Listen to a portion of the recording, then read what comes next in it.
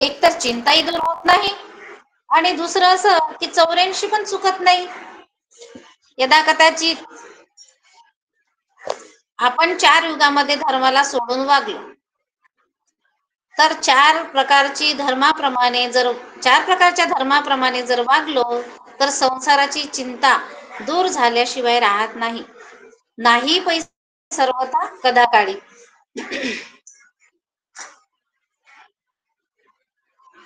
केवळ त्याच त्याचं नाम म्हणजे आनंद नाम. आणि हे नाम 13 कोटीचं नामस्मरण झालं तर हे होय चिंता. एवढं दत्तप्रभूचं नामस्मरण झालं तर चिंता दूर होते, अन्यथा चिंता दूर होणार नाही. दत्त दत्त स्मरता नित्य, दत्त दत्त स्मरता नित्य, नामे करी गुणातीत, नामे करी गुणातीत. दत्तनामाचा सोहळा, दत्तनामाचा सोहळा, दत्तनामाचा सोहळा, धाक पडे कडी काळा, धाक पडे कडी काळा. दत्त दत्त स्मरता नित्य, दत्त दत्त स्मरता नित्य, नामे करी गुणातीत, नामे करी गुणातीत. कारण काळाला सुद्धा नामाचं किंवा नाम घेणाऱ्याचा धाक पडतो. मग या नामाचा आणि तसा गुरु पाहिजे, त्या नामावर आपला ठाम विश्वास पाहिजे. आम्ही जर का 13 कोटी नामाचा जप केला तर चिंताच काय, देव होण्याची ताकद ह्या नामामध्ये आहे. पण ते तसं घ्यावं लागेल. जे वनात नाही सापडत ते प्रपंचात सापडते. लक्षात घ्या, रानावनात नाही सापडत ते प्रपंचात सापडते. पण आपल्याला जंगलामध्ये जायची काही गरजच नाहीये. काही लोक वैतागून जंगलात गेले, ते साधू झाले. आपल्याला प्रपंचात राहून परमार्थ करावा लागतो. मग घरात राहायचं आणि आनंद नाम घ्यायचं. आणि या प्रपंचाला आपण स्वर्ग बनवायचं आहे. घर एक मंदिर है, घर एक मंदिर है, असं घर एक मंदिर बनवायचं आहे आपल्याला आपल्याच घरात. जर प्रपंचाला श्रेष्ठत्व आणायचं असेल तर घर एक मंदिर, प्रपंच जर नेटका केला तर यालाच अभंग भक्ती म्हणावं. परमार्थात आपण कुठंच कमी पडत नाही. अशीच जर आमची आनंद भक्ती झाली तर आमच्या संसारात आनंद अभंग झाल्याशिवाय राहणार नाही. आता चिंता कशाची आहे, अनर्थ कोणते, तर 15 अनर्थ आहेत. पहिला अनर्थ आहे चिंता.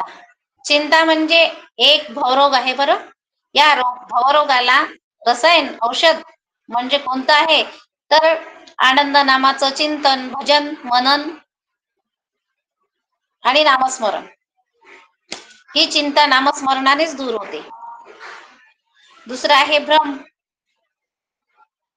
म्हणजे मी कोणीतरी आहे हे नामाने दूर होते. असा भ्रम आहे की भ्रम पडला तुला कळे ना काही, या जीवाला जाऊ देत नाही असा भ्रम आहे. या जीवाला चांगल्या मार्गाकडे जाऊ देत नाही. आणि तिसरं आहे आशा. आशा म्हणजे आशा नावाची व्यक्ती नाही बरं का.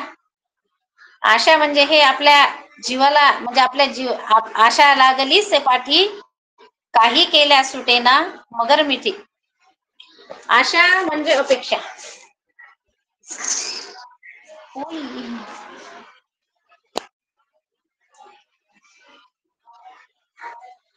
कुठलीही अपेक्षा करणे ही सुद्धा चिंतेमध्ये मोडते.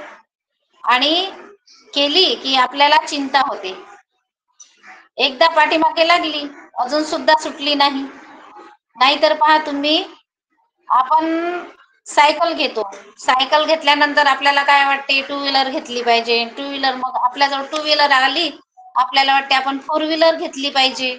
दुसऱ्या जवळच पाहून पाहून त्यानं 4 व्हीलर घेतली, मलाही घेऊ द्या. तो जर विमान घेत असेल तर मलाही असं वाटते की नाही, माझी इच्छा आहे आशा आहे अशी का नाही आपण जगूच आणि आपण एकदा कधीतरी विमान घेऊच, म्हणजे अशी हे माणसाची जे आशा असते, इच्छा अपेक्षा असतात, या कधीच पूर्ण होतच नाही.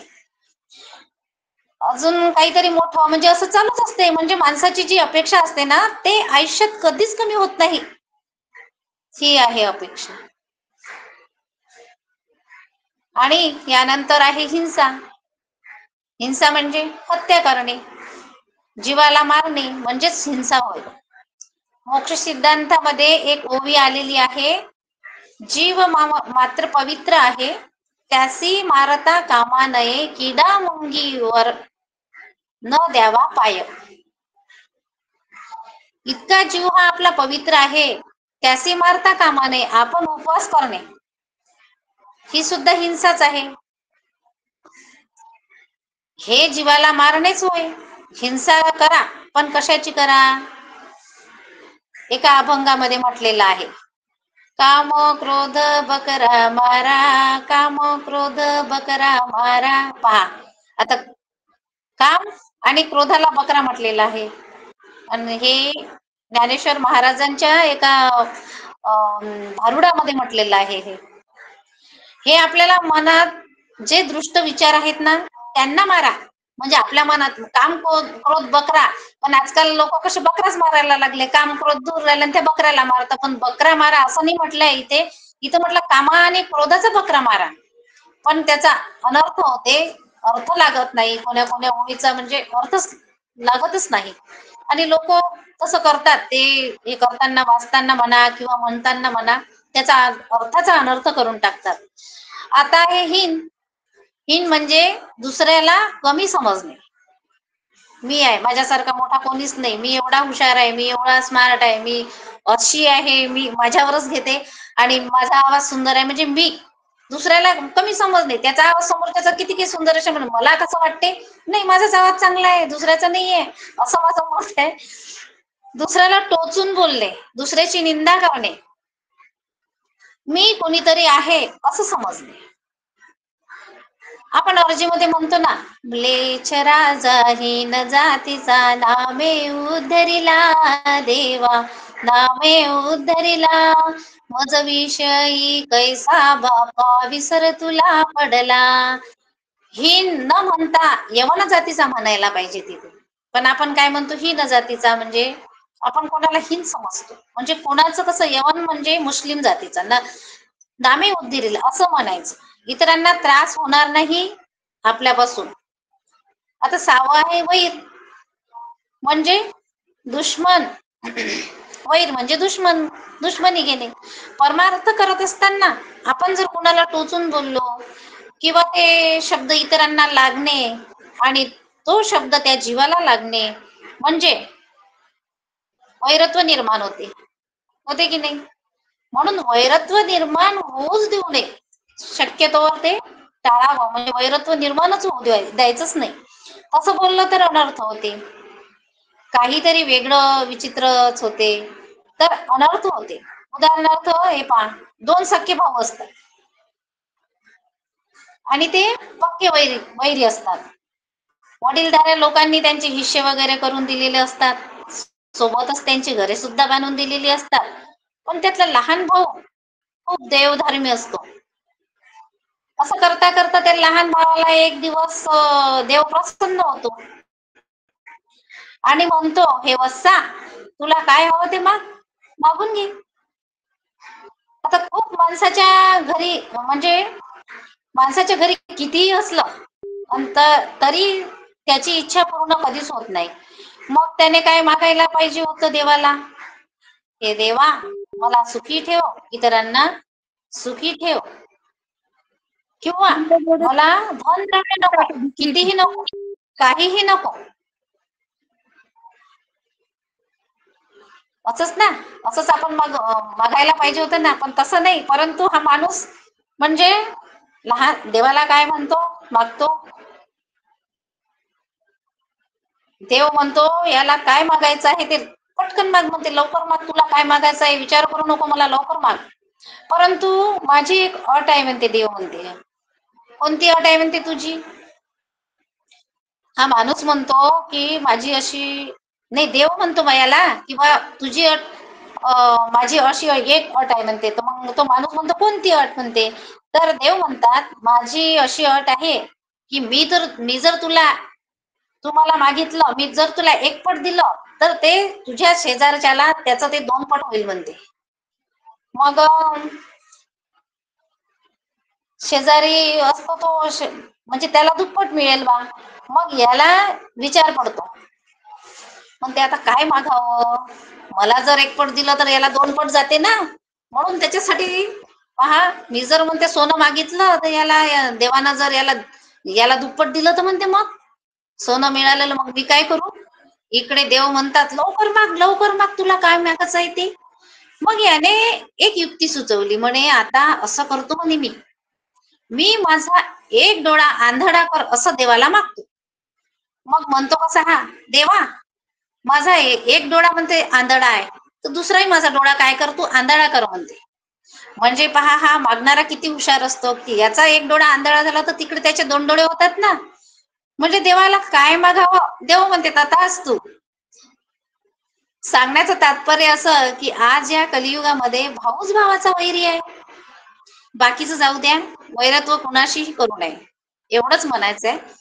एवढंच बोध आपल्याला घ्यायचा आहे. असो, आता शेवटचा अनर्थ आहे अविश्वास. विश्वास आणि अविश्वास. नामस्मरणावरच विश्वास करावा. विश्वासकम फलदायकम. नामस्मरणावर विश्वास ठेवून परमार्थ करावा, तरच आपल्याला परमार्थ होते. सांगायचं झालं तर अनर्थ होत नाही. हे झाले 15 अनर्थ.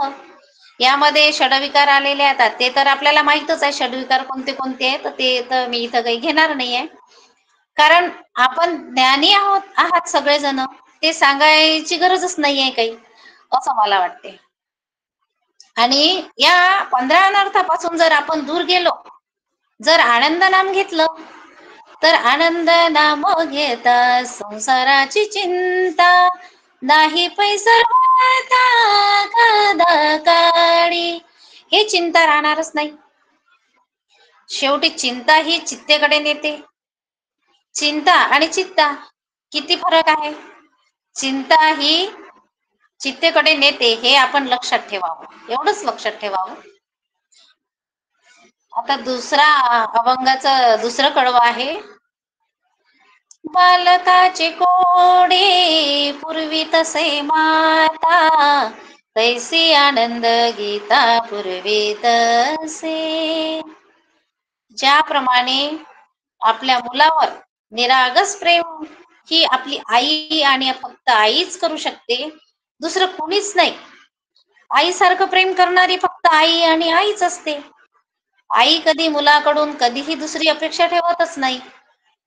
मामा आनंद देवदत्त, दुसरी लिंक टाका, खूप भक्त वाट पाहत आहे. आनंद देवदत्त.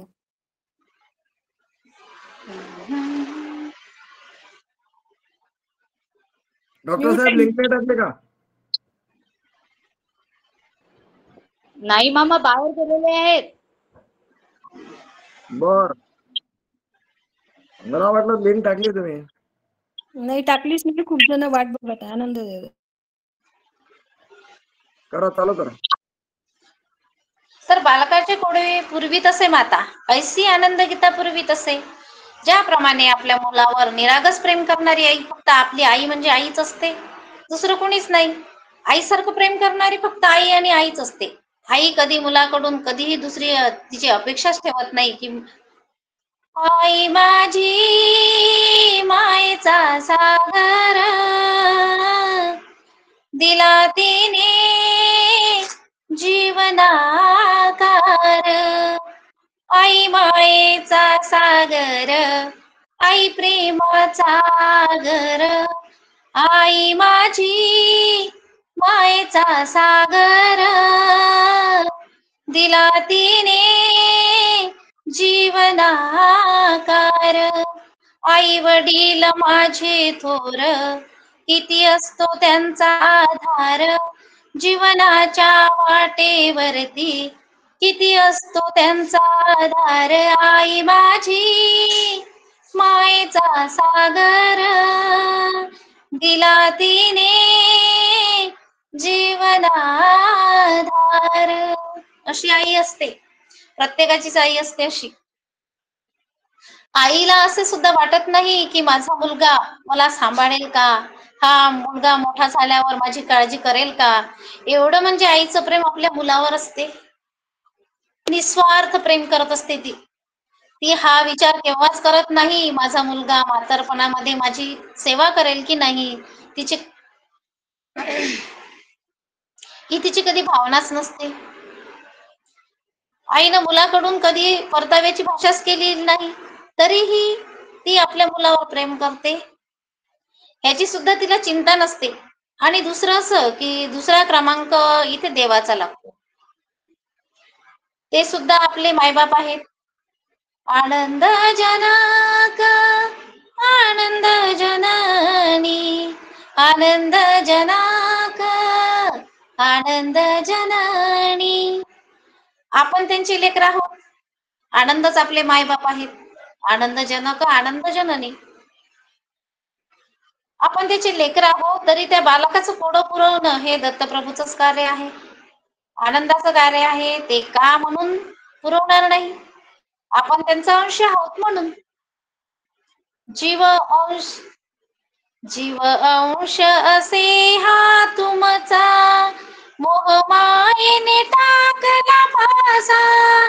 त्यातुनी मुक्त कराडा, त्यातुनी मुक्त कराडा. तोडा 84 बंधना, तोडा 84 बंधना. दत्ता तुम्हा करीतो वंदना, देवा तुम्हा करीतो वंदना. तोडा 84 बंधना. बघा, जीव हा मग आपण त्याचा अंश आहोत. त्याचा अंश आहोत म्हणून या कर्मसृष्टीत आलो. पण जीवाची चिंता तुम्ही आम्ही का करतो, कशाला करतो. चिंता करणारा मायबाप तो वर बसला आहे ना, तो करण चिंता. मग वर बसला आहे, तो जर वर बसला आहे तर मग तुम्हा आम्हाला चिंता करण्याची गरजच काय. आणि का करतो आपण चिंता. तुम्हा आम्हाला कोणती चिंता आहे. प्रपंचाची, अवरच्या क्षणिक सुखाची, विषय सुखाची, मोह मायेची, कन्यादारा पुत्राची, घर दार हवेली माडी. अरे यासाठीच आपण जन्माला आलो का. नाही माय बाप, आपल्याला पाठवलं कशासाठी, मळ शालन करण्यासाठी पाठवलं. आणि आपण काय करतो, आनंद दत्तप्रभूचं नामस्मरण करायला पाठवलं. पुन्हा शुद्ध निर्मळ बनून निरालंब सृष्टीत परत येण्यासाठी पाठवलं. ते राहिलं, ते करायचं राहिलं. आणि जे करू नये ते आपण करतो, जे करायला पाहिजे ते आपण करत नाही. सर्व जीव सुखी करवाया, दत्ता धावा पाव गुरुराया. जीवावर करावी बुदया, जीव करतो त्राह्या त्राह्या.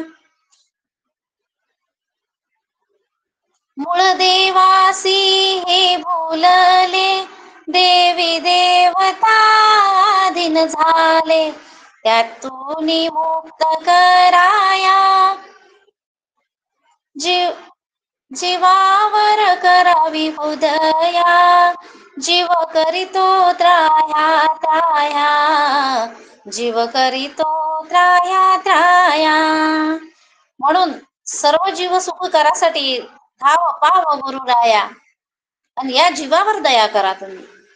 कारण जीव हे त्राह्या त्राह्या करून राहिले, कर्मसृष्टीच्या फाशात पडले, कर्मबंधनात पडले, मूळ देवासी भुलले आणि इतर भक्तीच्या अधीन झाले. त्यातून मुक्त करण्यासाठी जीवावर दया करा प्रभू. म्हणून आपण दत्तप्रभूला धावा केला पाहिजे. हे देवा, या जीवावर दया कर. आपण मूळ देवासी विसरलो, देवी देवतांच्या अधीन झालो, म्हणून हे देवा त्यातून मला मुक्त करा. आणि हेच कोडं आमच्याकडून सुटत नाही. हे कोडं आपल्याकडून सोडवायला जात नाही. म्हणून बालकाचे कोडे पूर्वी तसे माता, तैसी आनंद गीता पूर्वी तसे. ज्याप्रमाणे आई लेकराचे कोडे पुरविते, कोड म्हणजे लाड पुरविणे, कोड कौतुक पुरवते, तैसी आनंद गीता पूर्वी तसे आनंद गीता आपल्या भक्तांचा लाड पुरवते, म्हणून आनंद गीतेच्या एका ओळीत म्हटलेला आहे, जो पुरुष नामाचा तो असो का अन्य देशाचा, तो सखा सज्जन जीवाचा, तयाचा आदर सत्कार करावा. पहा, जो पुरुष नामाचा, तुम्ही म्हणाल की दत्त नामाचा, तर तसं नाही. कोणत्याही नामाचा असो, कोणत्याही संप्रदायाचा असो, परंतु तो आहे आनंदाचा जीव. मग आपण त्याचा सुद्धा आदर करावा, तो कुठला का असेना. कारण जीव हा आनंदाचा अंश आहे, बरोबर ना. मग जीव हा आनंदाचा अंश आहे हे आपणच म्हणतो ना. मग आपण आनंदाच्या जीवाचा आदरच करावा, अशी आपल्या मनामध्ये काय पाहिजे, भावना पाहिजे. पहा, एक माणूस बाजारातून घरी येतो, त्याला एक मुलगा असतो. येताना त्याच्या हातामध्ये तो काहीतरी खाऊ घेऊन येत असतो, म्हणजे आपल्या मुलाला खाण्यासाठी. आता घरी आल्यानंतर त्याच्या मुलासोबत शेजारचा एक मुलगा येतो. तो मुलगा त्याच्या बाबाला म्हणतो, बाबा हे बघा ना, माझ्यासोबत कोण आलेला आहे, माझा मित्र आला आहे आपल्या घरी. आता तुम्ही जो खाऊ आणला आहे ना, तो खाऊ माझ्या मित्राला पण द्या. आता लहान मुलं म्हटल्यानंतर त्यांच्याजवळ कधीच भेदभाव राहत नाही. असतो का भेदभाव? कधीच नाही राहत. मुलं एकदम असे कसे देवाघरचे फुलं म्हटल्यावर त्यांना तसंच म्हटलेलं आहे काय, कारण ते देवाघरचे फुलंच असतात. त्यांना असं कोणाबद्दल भेदभाव नसते, काहीच नसते बिलकुल. मग त्याच्या बाबाने काय केलं, जो मोठा भाग खाऊचा होता की नाही, जो खाऊ आणला होता बाजारातून, त्याचा मोठा भाग होता तो उजव्या हातात ठेवला होता, आणि हा मुलगा नेमका शेजारचा उजव्याच बाजूला बसला होता. आणि लहान भाग जो होता तो डाव्या हातात होता, तर तो मुलगा, त्याचा स्वतःचा जो मुलगा आहे तो डाव्या साईडला बसला होता. मग हा तिथं काय करणार आहे, तर यांनी काय केलं, अशी हातामध्ये आडी केली, आणि या हातातला मोठा जो खाऊ होता तो आपल्या मुलाला दिला, आणि छोटा खाऊ होता ना तो शेजारच्या मुलाला दिला. सांगण्याचं तात्पर्य असं आहे, उदाहरणार्थ, की म्हणजे जो भाग त्या मुलाला जात होता तो त्यानं आपल्या मुलाला दिला, आणि जो लहान भाग होता तो त्या बाहेरच्या मुलाला दिला. म्हणजे जास्त आपल्या मुलाला आणि कमी शेजारच्या मुलाला. इथे काय झालं, दोघांमध्ये भेदभाव झाला. त्याने जर ती वस्तू म्हणजे खाऊ दोघांनाही सारखाच दिला असता तर इथे भेदभाव झाला नसता, म्हणजे निर्माणच झाला नसता भेदभाव. म्हणून असं केव्हाच करू नये. आनंद संप्रदायाचा भक्त असो की कुठलाही नामाचा भक्त असो, भेदभाव करायचा नाही, हे आपल्याला आनंद गीता शिकवते. म्हणून म्हणतात, वैरी असो की सज्जन, आपण अशी तो देवा समान, राजा असो की रंक जाण, त्याशी शरण जावे भावाने. मग दुश्मन जरी असला तरी त्याला आपण शरण जायला पाहिजे, मान झुकवायला पाहिजे, चरण स्पर्श करायला पाहिजे. म्हणजे निदान आजकाल तर पाया तर कोणीच पडत नाही, नुसतं असं करतात असंच, पण चरण स्पर्श करायला पाहिजे. राजा असो की रंक जाण, त्याशी शरण जावे भावाने. आता कसं आहे ना, काही लोक म्हणतात कोणाचे दर्शन घेतल्याने त्याचे गुण आपल्या अंगात येते, असं म्हणतात. मला सांगा, मग दगडाचं जर आपण दर्शन घेतलं तर दगड आपल्या अंगात येते का? म्हणून एक मन आहे, चुकलं पाहिजे माणसानं. नम्रता, आपल्या माणसाच्या अंगात नम्रता पाहिजे. एक म्हण अशी आहे की झुकना इंसान का काम है और अकड़ मुर्दे की पहचान है. उदाहरणार्थ असं की पहा, आंब्याचं झाड हे केव्हा, म्हणजे ज्यावेळेस त्याला बहर येतो, आंबे येतात, त्यावेळेस ते झुकते. पण बाभूळचं झाड असं असते की ते नेहमी सरळ राहते. ज्याला फळ लागतात ते झुकते, पण बाभुळे असं अहंकारी आहे, म्हणून ते सरळ राहते. असं कारण त्याला फळ येतच नाही. असो, आपापल्या समजण्याचा भाग आहे तो. कारण म्हणून म्हटलेलं आहे इथं की मत कर तू अभिमान रे बंदे, झूठी तेरी छान रे, मत कर तू अभिमान. म्हणजे आपल्याजवळ काय आहे, अहंकार असल्याशिवाय माणूस अहंकार असला आपल्या अंगात की तो माणूस झुकत नाही, तो शेंगीसारखा सततच राहते, तड बिलकुल. म्हणून अभिमान हा माणसाचा शत्रू आहे. म्हणून आपल्या अभंगामध्ये आहे की बाळगुरु स्वामी म्हणे बाळगुरु स्वामी, बाळगुरुचा दास बापूजी पेडा पिसा, पाहे दश दिशा गुरु रूप. माणसात देव आहे, पण दाही दिशेला सुद्धा देव आहे असं आपण म्हणतो. पण दाही दिशेला देव आहेच. जशा प्रकारे पहा आता, विठ साखरेच रूप जरी गोर, एक होई गोड एक होई खार, दुधा संग दोघांचाही, दुधा संगे दोघांचाही धर्म वेगळार, देवा पुढ माणूस पाला पाचोळार, देवा पुढ माणूस पाला पाचोळार. अरे अरे माणसा तू एडा का खुडार, देवा पुढ माणूस पाला पाचोळार. मग आपल्या हातात कोणती सत्ता आहे का शेवटी? म्हणून माणसात तर देव तर आहेच, पण दाही दिशेला सुद्धा देव आहे. ज्याप्रमाणे मीठ आणि साखर हे दोन्ही पदार्थ दिसायला सारखेच आहेत, पण तेच पदार्थ समजा मीठ दुधात जर घातलं तर ते कसं होते, म्हणजे त्याची चवही बदलते आणि दूध कसं ते फुटून जातं. आणि दुधामध्ये साखर जर घातली तर ते दूध गोड लागते. म्हणून साखर जशी पांढरी असली तरी त्याचा धर्म कसा आहे, अलग अलग आहे. म्हणून देवापुढे माणूस काय आहे तर पाला पाचोळा आहे. आणि कारण दोघांचा धर्म वेगळा आहे. मीठ गोड आहे तर मीठ खारट आहे तर साखर ही गोड आहे. म्हणून दश दिशा 10 दिशा आहे, दही दिशेला देव आहे. वास्तुशास्त्रात सांगतात या दिशेला दरवाजा ठेवू नका, कोणी म्हणते इकडून दरवाजा ठेवू नका कारण ही दक्षिण दिशा आहे, कोणी म्हणते ही दिशा शुभ आहे. पण मला सांगा, आता अनेक प्रकारचे दारूचे दुकान आहेत आणि दारूच्या दुकानाचा नेमका दरवाजा दक्षिण दिशेला जास्तीत जास्त प्रमाणात असतो.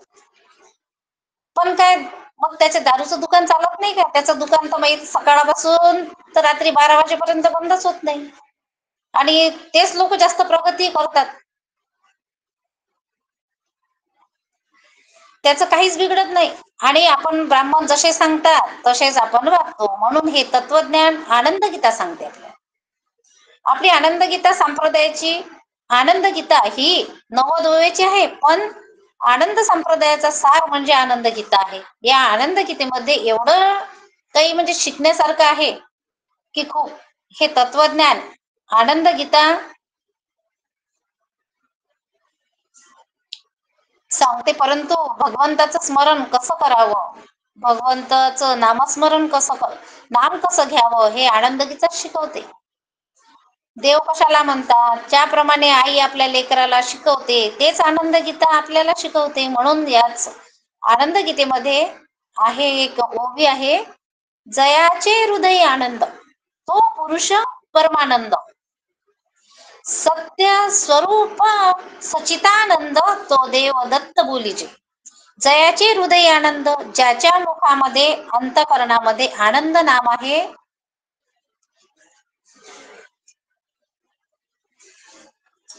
तो पुरुष परमानंद. त्या परमानंदाकडे जाते.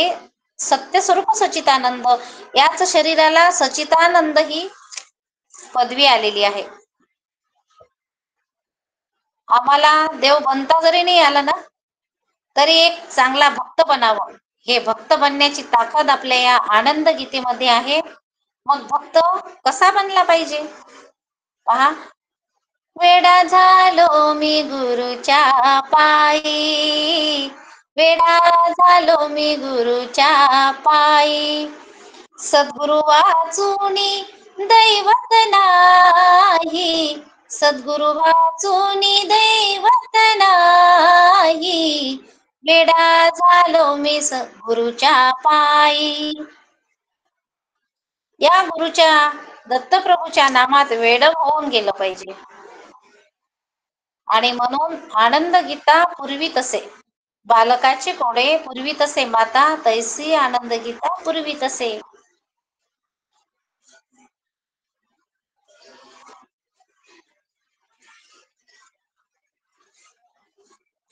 आता तिसरं चरण आहे, म्हणजे तिसरं कडवं आहे. मातेच्या उदरी रक्षिले तुम्हास, आपुल्या मनास कानकडे. पहा, तुम्हाला आम्हाला जन्माला घातलं, हो, जीव शाश्वत आहे, मान्य आहे. पण आईच्या गर्भवासात तुम्हाला घातलं. आईने 9 महिने 9 दिवस मला पोटात वाढवलं. किती कष्ट सोसले तिने, हे का विसरायचं आपण? आपण गर्भवासात असतो तेव्हा सोम सोम म्हणतो, परंतु गर्भाच्या बाहेर पडल्यानंतर कोहम मग आपण देवालाच तर बेमान होतो. माणूस तर दूरच राहिला.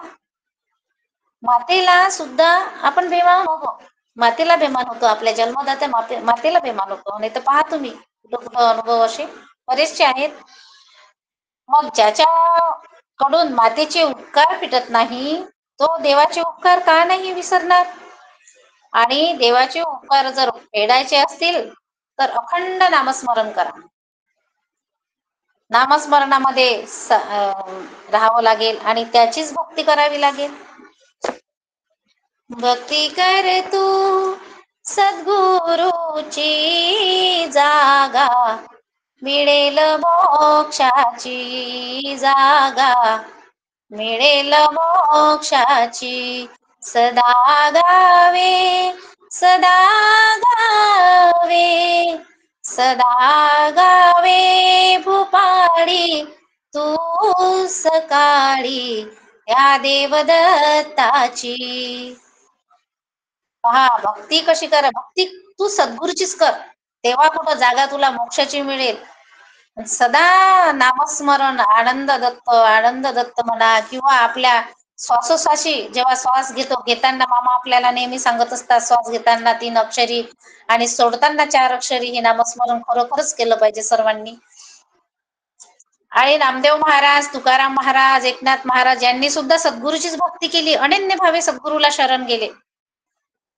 आणि आपण सुद्धा अनन्य भावे शरण गेल्यावर इतर कुठलीही भक्ती न करता, कुणालाही भक्तिस्थान न देऊन परिपूर्ण या तन मन धनाने दत्तप्रभूला समर्पित व्हावे, त्यांच्या चरणी समर्पित व्हावे. तरच आई जशी आपल्या मुलावर प्रेम करते, तसं प्रेम, निरागस प्रेम आम्हाला मिळाल्याशिवाय राहणार नाही. याची गॅरंटी मी तुम्हाला देते, नक्कीच मिळेल आपल्याला. म्हणून गुरु जवळी आलो किती, गुरु जवळी आलो किती, धनवान झालो. चरणी मन जडले म्हणून दुःख विसरलो. चरणी मन जडले म्हणून दुःख विसरलो.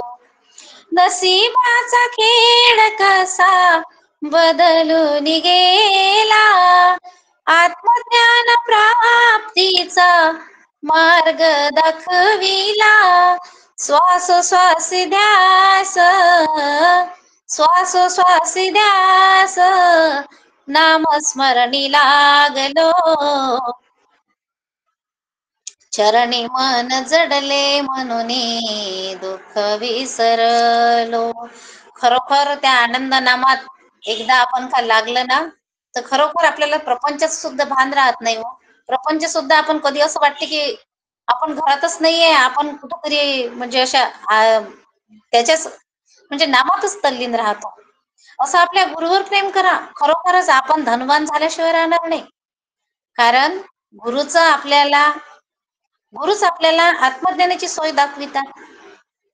श्वासोश्वासी ध्यास दत्त नामाचा लागला पाहिजे, तेव्हाच कुठे आपण धनवान बनू. जन्म झाल्यावर पहिला गुरु आपली आई असते. बोट धरून चालायला शिकवते ते आपल्याला, आणि आई वडीलच असतात आपल्याला योग्य वळण लावायला. हे आई वडिलांचे कर्तव्य असते. दुसरे गुरु आपले शिक्षक असतात, कारण त्यांच्यापासून आपल्याला शिक्षणाचे ज्ञान मिळते. तिसरे गुरु असतात आपला समाज, कारण समाजापासून सुद्धा आपण बरंच काही शिकून जातो, म्हणून ते सुद्धा आपले गुरुच आहेत. आणि चौथे गुरु ज्यांच्यापासून आपल्याला आनंद मिळालं, ते या सर्व गुरुपासून ध्यान घेऊन जेव्हा आपण नामाला लागलो, तेव्हा आपल्याला ते प्राप्त जगद्गुरु सद्गुरु यांच्या नामाच्या बळावर तुम्हा आम्हाला नाम म्हणजे नामाला लागलो. आम्ही नामाला लागलो, मग एका गुरुची पूजा केली तर सर्व देवांची पूजा होते. मग 100 सोनार की 1 लोहार की का करत नाही आपण? ज्यानं सांगितलं तू माझा अंश आहे, ज्यामुळे आपण दत्तप्रभूचे नाम जपतो, या नामाच्या बळावर आपल्याला आपला उद्धार होऊ शकतो. या नामाच्या बळावर आपण तशी भक्ती केली तर निरालंब सृष्टीला जाऊ शकतो. मग हा आनंद आपला सद्गुरू आहे. मी मागे सुद्धा सांगितलं होतं, दिवा आणि दिव्याची ज्योत. आम्ही दिवा आहोत, आणि दिव्याची ज्योत म्हणजे दत्तप्रभू, आणि दिव्याचा प्रकाश म्हणजे सद्गुरू, आणि सद्गुरू म्हणजे आनंद. मग ते दिव्याची प्राप्ती करून घ्या, म्हणून इथे म्हटलेलं आहे, देवघरामध्ये दिवा जळतो, प्रभूवर पडतो प्रकाश मी, निरांजनातील वात मी, निरांजनातील वात. आता ही वात साधारणपणे दिवा आहे. वात ही साधारणपणे दिवा आहे, तेल आहे पण वात नाही, त्याला काही महत्व नाही. किंवा वात आहे, दिवाही आहे पण तेलच नाही, तरी सुद्धा त्याला काही अर्थ राहत नाही. कसं आहे पहा, उदाहरणार्थ मंडप आहे, पडदे आहे, बांबू आहे, दोरी असेल तरच मंडप उभा राहू शकतो ना, अन्यथा नाही. तसेच वातरूपी भक्त गरजेचा आहे, त्याशिवाय अध्यात्म परमार्थ अपुरा आहे. देहरूपी दिवा जळणारी ज्योत म्हणजेच आत्माराम. म्हणून मातेच्या उदरी रक्षिले तुम्हास, आपुल्या मनास कानकडे. आईच्या गर्भामध्ये असताना आपलं रक्षण कोण करतं, याचा विचार आपल्या मनाला करायचा आहे. आपुल्या मनास कानकडे. आईच्या गर्भामध्ये असताना आपल्यावर 16 संस्कार टाकले जातात. ते 16 संस्कार म्हणजे धर्म, अर्थ, काम, मोक्ष.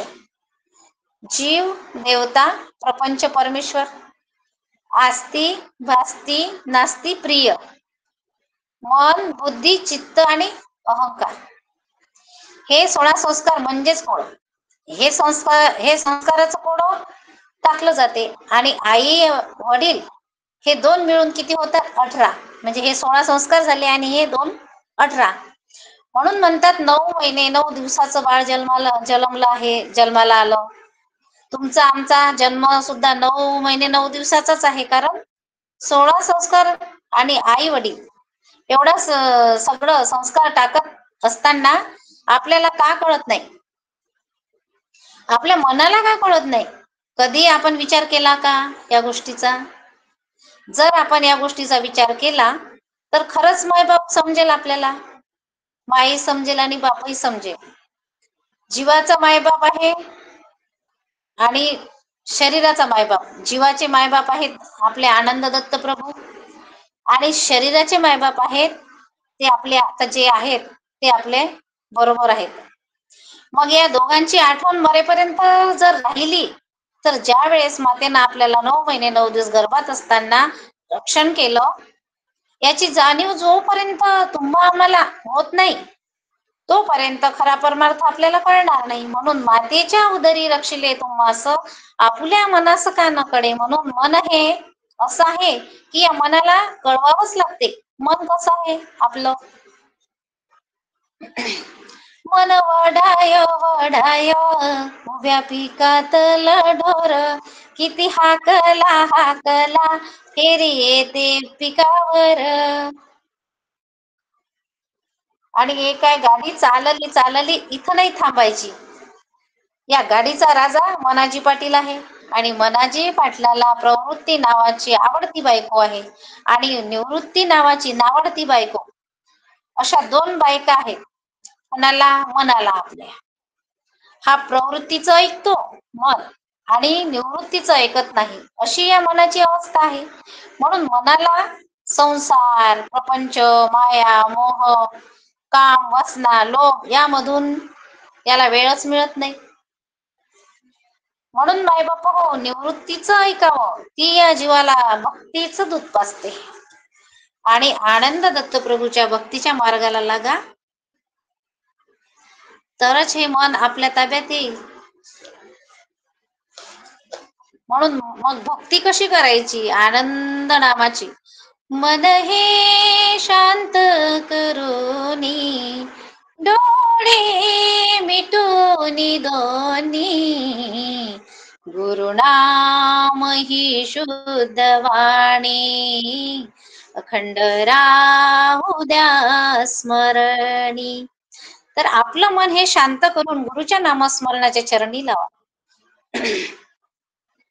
म्हणून नाम इतना जपो, नाम इतना जपो कि गुरु धड़कन में उतर जाए, सांस भी लो तो खुशबू गुरु दरबार की आए, सांस भी लो तो खुशबू दरबार की आए, गुरु का नशा दिल पर ऐसा छाए, बात कोई भी हो पर नाम गुरु गुरु गुरु काही आहे, गुरु हो जाए, नाम गुरु झालं पाहिजे.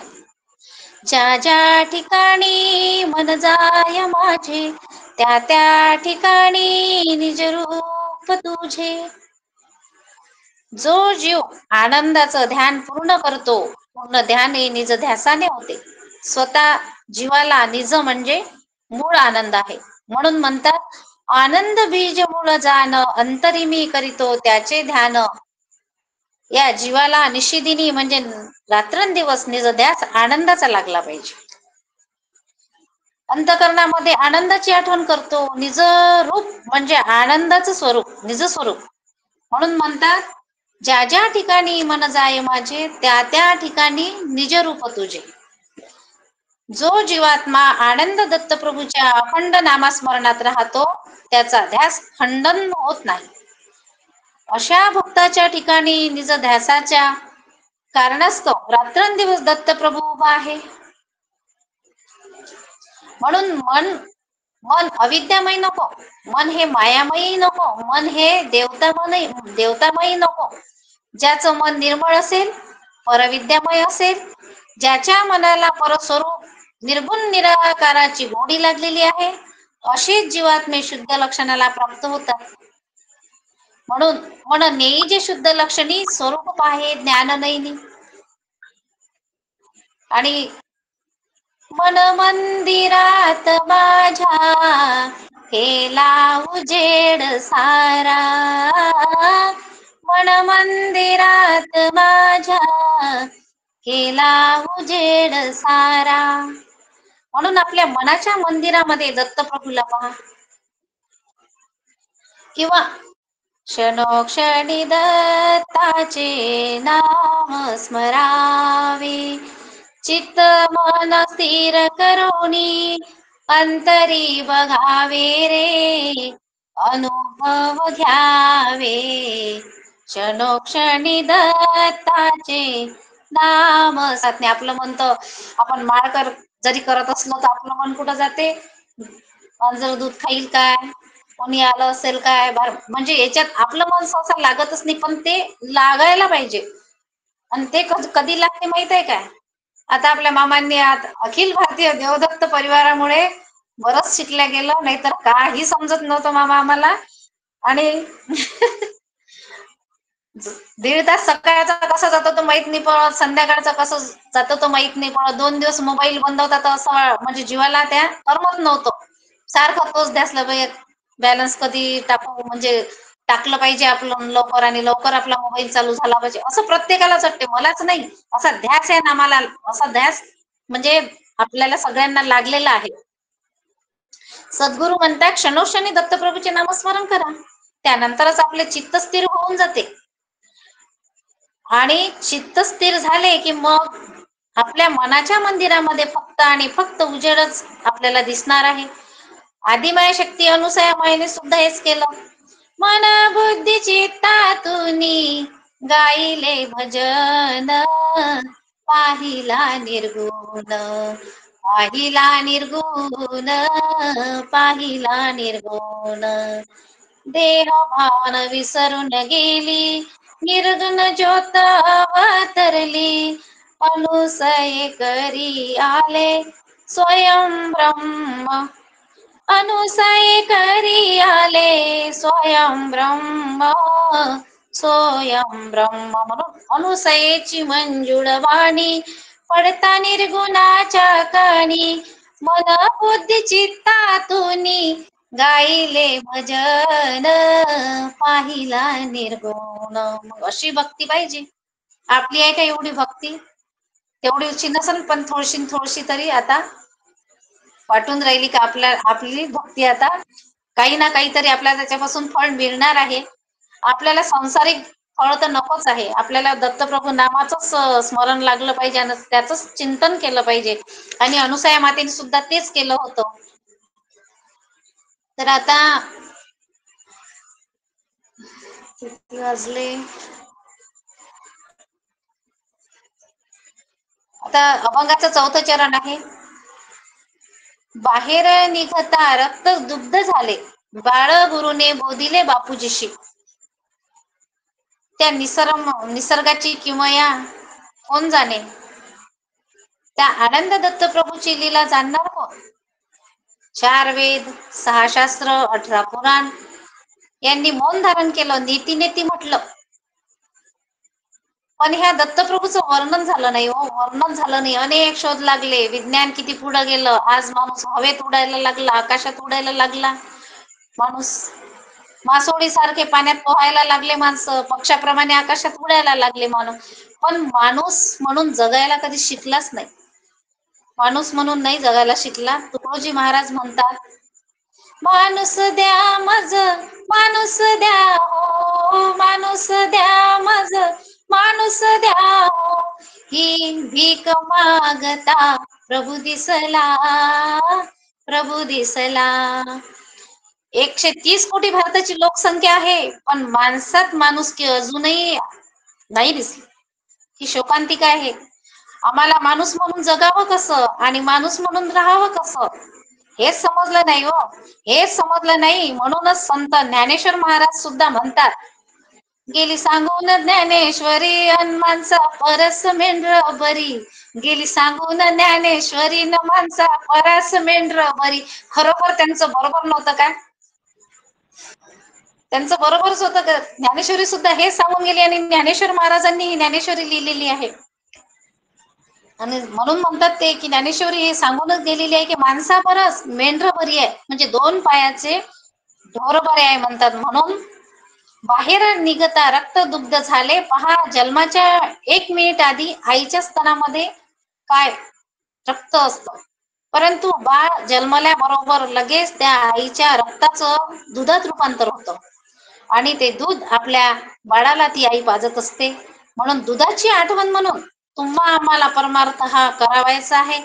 आणि मानवी कर्तव्य पूर्ण करणे हाच जर खरा धर्म असेल, तर मग आपल्याला मुक्ती कशाला हवी? मानवी कर्तव्यापासून मुक्ती हवी असेल तर मोहाच्या सगळ्या फुलबागा टाळूनच जर जगायचे असेल तर मग मनुष्याने हा सगळा गुंता निर्माणच केला नसता. गुंता निर्माणच कशाला केला असेल? म्हणून मानवी जगणे हे चक्रव्यूह सारखे आहे. मानवाने तो चक्रव्यूह स्वतः निर्माण केला आहे आणि त्यामधून सुटण्याचे मार्ग शोधण्यासाठी तो मग देवाच्या, कधी अध्यात्माच्या, तर कधी मानवी कर्तव्याच्या आड लपून लागला आहे आणि अनेक देवतांची भक्ती करू लागला. खरा देव कोण हे त्याला ओळखता आलं नाही.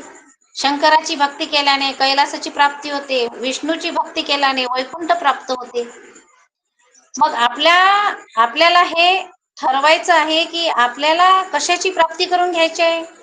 म्हणून सर्वा घटी भरुनी उरला तो कैवल्याचा दीप. सर्व ठिकाणी भरून उरलेला तो आनंद दत्तप्रभू नक्कीच आहे. तो जर सगळ्या ठिकाणी भरलेला आहे, पण आपल्याला जो उरलेला आहे त्याची भक्ती करून त्याची प्राप्ती करायची आहे. म्हणून माझ्या जीवनाचे एकच ध्येय पाहिजे की मला दत्तप्रभूची भक्ती करायची आहे. सद्गुरूची कृपा म्हणून मला हा आनंद संप्रदाय मिळाला आहे. म्हणून माझी एक सर्वांना विनंती आहे, तुम्ही आनंद नामाला विसरू नका. आनंदाची भक्ती कराल तर अखंड सुखाची प्राप्ती होईल. म्हणून श्री गुरु पाय धरा निरंतर, श्री गुरु पाय धरा, श्री गुरु पाय धरा निरंतर, श्री गुरु पाय धरा. आणि अशी पूजा करा. आता इथे म्हणजे जेवढे योगी मुनी जपी तपी असतील ते आपल्या स्वरूपाला ओळखून तेही गुरुभक्तीने म्हणा की सद्गुरु भक्तीने म्हणा मुक्त झाले. पण आपण भक्ती कशी, पूजा कशी करायला पाहिजे दत्तप्रभूची पहा. आत्मपूजेविन तुझे सर्व न होय, पूर्ण न होय समाधान. आत्मपूजा म्हणजे आपल्या देहातील अनुभवी ज्ञान. ते अनुभव ज्ञान जर आपल्याला प्राप्त झालं तर भक्ताच्या हृदयात मधला दृढ भाव धरून आनंद करी नित्य स्मरण, आनंद आत्मबुद्धीचे तोरण करून पूजा मांडावी. चौदेहाचा म्हणजे ह्या चार देह जे आहेत, चौदेहाचा चौरंग करून त्यावर शुद्ध सत्वाचे वस्त्र झाकून आनंदाचे सत्व टाकून आपल्या कंठस्थानाच्या वर म्हणजे आपल्या कंठस्थानाच्या वर कलश चढवावा. चार वाणीच्या खेडीचा स्तंभ चौरंगाभोवती गुंडाळावा आणि षडचक्राची सुरेल रंगीबेरंगी भरून रांगोळी काढावी. आपले जे शुद्ध अंतःकरण आहे त्याचा गडवा म्हणजे पात्र, तांब्याचं पात्र घेऊन त्यामध्ये सद्भावाचे पाणी घेऊन, पंचतत्व म्हणजे 5 तत्वाची पाने घेऊन आपले मस्तक म्हणजे हे जे शीर हे म्हणजे नारळ कलेशावर चढवावा. त्याला प्रेमाचे चंदन लावून सुमन म्हणजे चांगल्या मनाने, शुद्ध मनाने पुष्प वाहावे.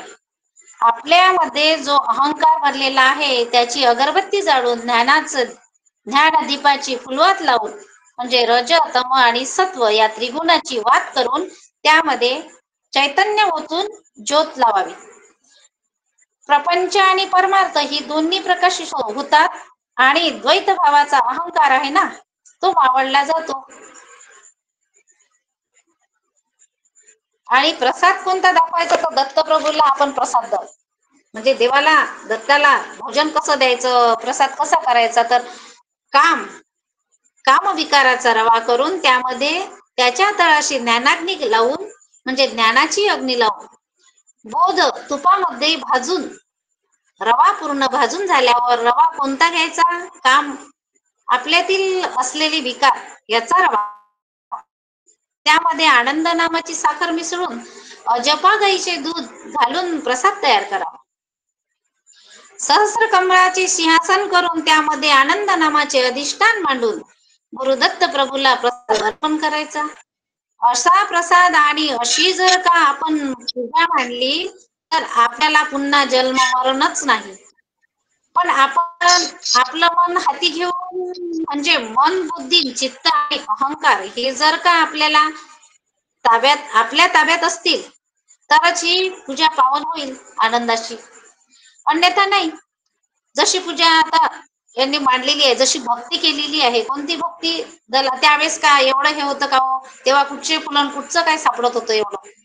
दलादल राजा, याज्ञवल्की राजा, यदू राजा, बसवन्ना यांनी अशी पूजा केली, भक्ती केली म्हणून ते मोक्षाच्या मिराशी गेले.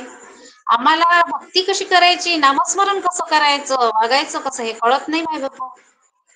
आम्हाला आपल्या देशाबद्दल प्रेम म्हणजे आपलं कसं आहे तात्पुरतं आहे, आला आला ताप तर देव माझा बाप आणि गेला ताप तर मीच देवाचा बाप, असं आपलं आहे. आता पहा, ज्याप्रमाणे म्हणजे 15 ऑगस्ट येते, 26 जानेवारी येते, या दिवशी मग आमचा थाट मावत नाही. आमची ते शिवाजी सारखी दाढी, शिवाजी सारखं गंध, आम्ही शिवाजी दिसलो पाहिजे. पण विचार आमचे शिवाजी सारखे विचार नाही कोणाचे, फक्त दाढी वाढवायची, गंध लावायचं आणि देशभक्तीपर गीत चालू होतात. 15 ऑगस्ट आला आणि 26 जानेवारी आली की कोणतं, हम जिएंगे और मरेंगे ए वतन तेरे लिए, दिल दिया है जा भी देंगे ए वतन तेरे लिए, हर करम अपना कहेंगे ए वतन तेरे लिए, दिल दिया है जा भी देंगे ए वतन तेरे लिए. किती दिवस? 15 ऑगस्ट, 26 जानेवारी. आणि 26 जानेवारी झाली, 15 ऑगस्ट झाली की देशावरचं प्रेम संपलं. माझी एकच विनंती आहे तरुणांना, दिखाऊ प्रेम देशाला घातक आहे. देशावर जर प्रेम करायचंच असेल तर देशाबद्दल वैराग्य प्राप्त झालं पाहिजे. देशाबद्दल आपल्याला आपल्या मनामध्ये असा भाव निर्माण झाला पाहिजे की नाही, काहीतरी आपण देशासाठी केलं पाहिजे. जसं शिवाजी महाराजांनी आणि त्यांच्या मावळ्यांनी केलं. आणि दत्तप्रभूचं नामस्मरण सुद्धा असंच आहे, ज्ञान, भक्ती आणि वैराग्य ठेवूनच केलं पाहिजे. पहा, माणसाला घडविण्यासाठी दत्तप्रभूंची भक्ती ही अत्यंत महत्वाची असून त्यामुळे मानवी मनाची जडणघडण होते. जशाप्रमाणे सुदृढ शरीरासाठी जसे योग्य आहे व युक्त आहाराची तथा व्यायामाची गरज असते, त्याचप्रमाणे सुदृढ मनासाठी, आपल्या ह्या मनासाठी आनंद दत्तप्रभूचं नाम घेणं आवश्यक आहे. जसं आपल्याला जेवण आवश्यक आहे तसं आनंद दत्तप्रभूचं नामही घेणं आवश्यक आहे. कारण काळाच्या काळोखात सर्व काही नष्ट होते, परंतु आनंद दत्तप्रभूचे घेतलेले नाम काळाच्या ओघात देखील कायमस्वरूपी राहते, ते नष्टच नाही होत कधी. म्हणून बाळगुरुने बोधिले बापूजीशी भक्तगणांच्या उद्धाराकरिता सर्वांगीण योजनेचे प्रभावी दिग्दर्शन आपल्या या आनंद गीतेमध्ये महंत बाळगुरु महाराजांनी तो त्यांच्या व्यक्तिमत्वातून आविर्भूत होऊन त्यांच्या वाणीतून, त्यांच्या काव्यातून आनंद गीताची रचना केली आहे. भक्तीचा साक्षात महापूर आणि मानवतेचा प्रत्यक्ष अवतारच असून त्यांची उज्ज्वल शिकवण ही भक्तगणांच्या अंतःकरणावर शिलालेखासारखी कोरलेली राहील, यात तीळमात्र शंका नाही. प्रवाहासोबत पोहत जाणे किंवा अनुकूल परिस्थितीनुसार कार्य करणे हे कुणालाही शक्य नाही, अशक्य असेल, परंतु प्रतिकूल